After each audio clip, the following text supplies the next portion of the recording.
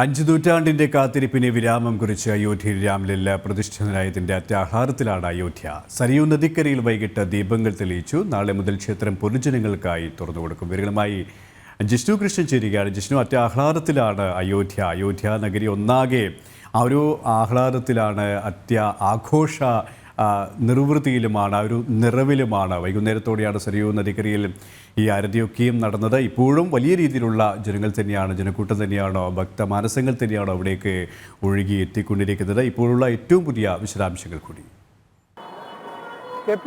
ആഹ്ലാദത്തിൽ തന്നെയാണ്, അല്ലെങ്കിൽ വലിയ ആഘോഷത്തിൽ തന്നെയാണ് അയോധ്യ ക്ഷേത്ര നഗരിയുള്ളത്. ഇന്ന് പ്രാണപ്രതിഷ്ഠ പൂർത്തിയാകുമ്പോൾ രാംലല്ലാം സ്വന്തം ജന്മഗൃഹത്തിൽ പ്രതിഷ്ഠിതനാകുമ്പോൾ ആ നിമിഷം മുതൽ ഈ നിമിഷം വരെ, ഈ ഒരു സമയം വരെ, ഇന്ന് പുലർച്ചെ മുതൽ ഈ ഒരു സമയം വരെ ഉത്സവ ലഹരി ഒട്ടും ചോരാതെയാണ് അയോധ്യ ക്ഷേത്ര നഗരിയുള്ളത്. തീർത്ഥാടകരുടെ വലിയ പ്രവാഹം ഈ ഒരു സമയത്തും നമുക്ക് രാമജന്മഭൂമിയിലേക്ക് കാണാൻ സാധിക്കും. രാമജന്മഭൂമിയിൽ ക്ഷേത്രത്തിൽ നിലവിൽ ദർശനത്തിനുള്ള അനുമതി നൽകിയിട്ടില്ല എങ്കിൽ പോലും ദൃശ്യങ്ങളിൽ കാണാൻ വലിയ രീതിയിൽ തീർത്ഥാടകർ രാമജന്മഭൂമിയിലേക്ക് ആ ഒരു ക്ഷേത്രത്തിന് മുൻവശത്ത് നിൽക്കുന്നതിന് വേണ്ടിയിട്ട് എത്തുകയാണ്.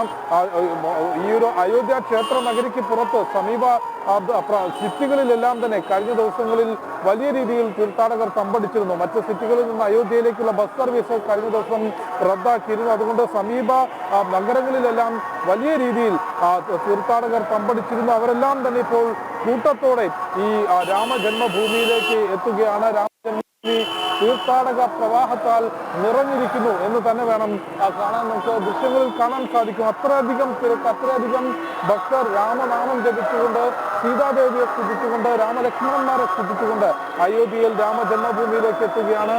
ഇന്ന് ശരിക്കും ഒരു രണ്ടാമത്തെ ദീപാവലി ആഘോഷമാണ് അയോധ്യയിൽ നടന്നിട്ടുള്ളത്. പ്രധാനമന്ത്രി നരേന്ദ്രമോദിയുടെയും ഒപ്പം ഈ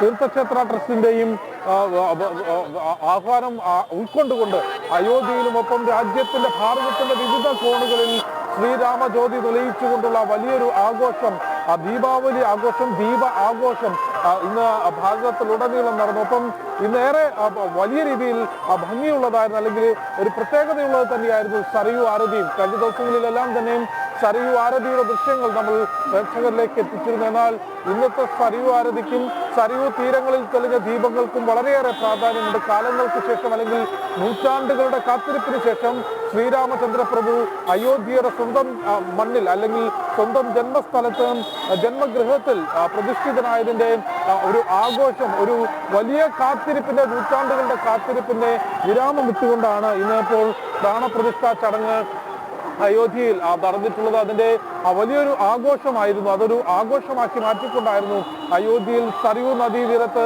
ഓരോ ദീപവും തെളിഞ്ഞിരുന്നത്. സരയൂ ആരതി കാണുന്നതിനും ഈ ദീപങ്ങൾ തെളിയിക്കുന്നതിനും വലിയധികം തീർത്ഥാടകർ അയോധ്യയുടെ മണ്ണിലേക്ക് എത്തിയിരുന്നു. നാളെ മുതൽ സാധാരണക്കാരായ തീർത്ഥാടകർക്ക്, പൊതുജനങ്ങൾക്ക് രാമക്ഷേത്രം തുറന്നു നൽകും എന്നുള്ളതാണ് തീർത്ഥക്ഷേത്ര ട്രസ്റ്റ് നിലവിൽ അറിയിച്ചിട്ടുള്ളത്.